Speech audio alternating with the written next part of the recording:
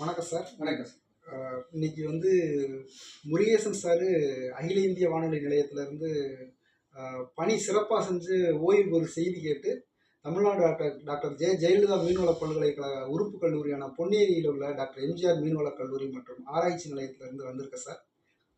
ஏன்னா முருகேசன் சார் வந்து எங்கள் கல்லூரியோடைய ரொம்ப தொடர்புடையவர். வேளாண்மை நிகழ்ச்சிகள் அருமையாக நிகழ்ச்சியெல்லாம் ஒருங்கிணைப்பு பண்ணி சிறப்பாக பண்ணி ஒளிபரப்பிருக்காரு. முக்கியமாக அந்த யூடியூப்பில் வந்து எங்களுடைய கல்லூரி நிகழ்ச்சிகளை ஆசிரியர் பெருமக்கள் பேசக்கூடிய ஒவ்வொரு நிகழ்ச்சிகளையும் சிறப்பாக யூடியூப்பில் போட்டு நிறைய பேர் அதை எப்போ தேவைப்படுறப்ப பார்க்கக்கூடிய சூழ்நிலையை உருவாக்கிற ஒரு பெருமை வந்து முருகேசன் சாருக்கு போய் சேரும். அந்த ஒரு சிறப்பான ஒரு நிகழ்ச்சி இன்னைக்கு அவர் பணி சிறப்பாக செஞ்சு நினைவு நாளில் அவருக்கு நேரடியாக வாழ்த்து சொல்லணும்னு வந்த எனக்கு மகிழ்ச்சியாக இருக்குது சார். இருந்தாலும் சாரை பற்றி எனக்கு ரொம்ப தெரியாது. இருந்தாலும் உங்களை பற்றி ஒரு சின்ன அறிமுகம் சொன்னீங்கன்னா எங்களுக்கு காலத்தால் ஒரு நினைவு கூறு வகையில் இருக்குது சார். மிக்க மகிழ்ச்சி சார். இது வரைக்கும் நான் தான் ரேடியோவில் வந்து எல்லாரையும் எக்ஸ்பர்ட்ஸு, நிபுணர்கள், மருத்துவர்கள், விஞ்ஞானிகள், இந்த பல தரப்பட்ட பல துறைகளை சார்ந்த நிபுணர்கள் எல்லாம் பேட்டி கண்டு ஒளிபரப்பியிருக்கோம். இப்போ என்னை பேட்டி காண்பது அப்படிங்கிறது ஒரு வித்தியாசமான, ஒரு மகிழ்ச்சியான, சுவாரஸ்யமான அனுபவம் அப்படின்ட்டு சொல்லலாம். என்னை பற்றி அறிமுகம் அப்படின்ட்டு சொல்லணும்னா 1994 இந்த சென்னை வானொலியில் ஜனவரி மாதம் 15ஆம் தேதி நான் பணியில் சேர்ந்தேன். இது எனக்கு வந்து 2வது பணி. எனக்கு இதுக்கு முன்னாடி எஸ்எஸ்சியில் ஸ்டாஃப் செலெக்ஷன் கமிஷன் அப்படின்ட்டு சொல்லக்கூடிய அந்த தேர்வு ஆணையம் மூலமாக இன்னொரு பணியும் கிடைச்சது முன்னாடி. அப்போ எப்படின்னா,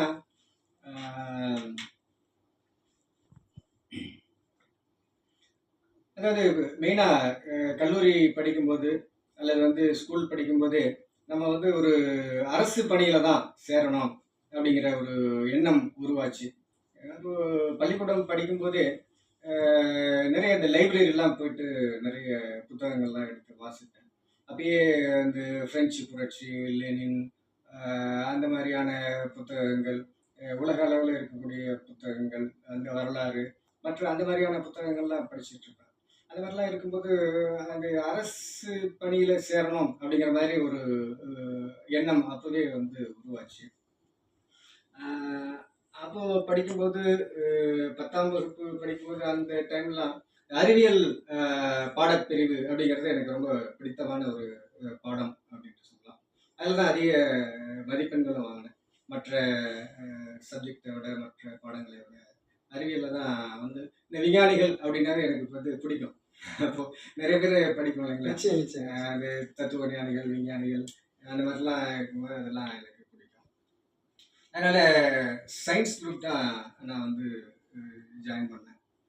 அதாவது ஃபிசிக்ஸ், கெமிஸ்ட்ரி, பாட்டனி, ஜுவாலஜி அப்படிங்கிறது தான் ப்ளஸ் 2ல். அந்த பயாலஜி அப்படிங்கிற இது, அந்த பிளான்ட் அண்ட் அனிமல்ஸ் அப்படிங்கிறது ரொம்ப அப்போலேருந்து எனக்கு ஒரு ஆர்வம் உண்டு. அதனால் பிஎஸ்சி யூஜி டிகிரி அப்படின்ட்டு சொல்லக்கூடிய பிஎஸ்சியும் நான் வந்து செலக்ட் பண்ணிட்டு, ஒன்று பாட்டனி அல்லது வந்து ஜுவாலஜி, இந்த மாதிரி தான் எனக்கு வந்து ஐடியா இருந்தது. அந்த விலங்கியல் பாடப்பிரிவில் அதிக மதிப்பெண் இருந்ததுனால விலங்கியல் படிப்போம் அப்படின்ட்டு படித்தேன். அப்போ வந்து விலங்கியல் படித்தா அந்த மருத்துவர் கூட ஆகலாம், 3 வருஷம் முடிச்சுட்டு அதுக்கப்புறம் வந்து மருத்துவர் ஆகிறதுக்கு கூட வாய்ப்பு இருக்குது அப்படிங்கிற மாதிரிலாம் சொல்லிட்டு இருந்தாங்க. அதனால சரி விலங்கியல் படிப்போம் அப்படின்ட்டு படித்தேன். அதுக்கு பிறகு பிஎஸ்சி முடிச்சுட்டு, பிஎஸ்சி அங்கே சேலம் மாவட்டத்துக்கு பக்கத்தில் வேலூர் அப்படிங்கிற ஒரு இடம் இருக்குது, பரமத்தி வேலூர் அப்படின்னு சொல்லுவாங்க. அங்கே தான் வந்து பிஎஸ்சி படித்தேன். அது முடிச்சுட்டு சென்னைக்கு வந்தது 1986. Okay sir. அப்போ தான் வந்து 40 வருடம் ஆகுது சென்னைக்கு வந்து எம்எஸ்சி படிக்கிறதுக்காக சென்னைக்கு வந்தேன். அப்போ எம்எஸ்சி ஜுவாலஜி நியூ காலேஜில் ஜாயின் பண்ணேன். பிறகு எம்எஸ்சி முடிச்சுட்டு என்ன பண்ணுறது அப்படின்னா, முன்னாடியே நம்மளுக்கு அந்த ஆர்வம் அப்படிங்கிறது அரசு பணியில் சேரணும் அப்படிங்கிறதுனால இதுக்கு வந்து ஏதாவது எக்ஸாம் தான் நம்ம எழுதி போயாகணும் அப்படிங்கிறதுனால யூபிஎஸ்சி, டிஎன்பிஎஸ்சி இந்த மாதிரி என்னென்ன எக்ஸாம்லாம் வருதோ, என்னென்ன காம்படிட்டிவ் எக்ஸாம் அப்படின்னு சொல்லக்கூடிய அந்த தேர்வுகள்லாம் எழுத ஆரம்பித்தேன். அந்த நேரத்தில் சரி, இப்போ வந்து வருடங்கள் ஆகிட்டு இருக்கு அப்படிங்கிறதுனால பிஎட் படிப்போம் எம்எஸ்சிக்கு அப்புறம் அப்படின்னு சொல்லிட்டு பிஎட் வந்து கரஸ்பாண்டன்ஸில் அண்ணாமலை யூனிவர்சிட்டியில் பண்ணேன். அதுக்கு பிறகு சரி, பிஎட் முடிச்சாச்சு. அதுக்கப்புறம் பிஎல் பண்ணுவோம்.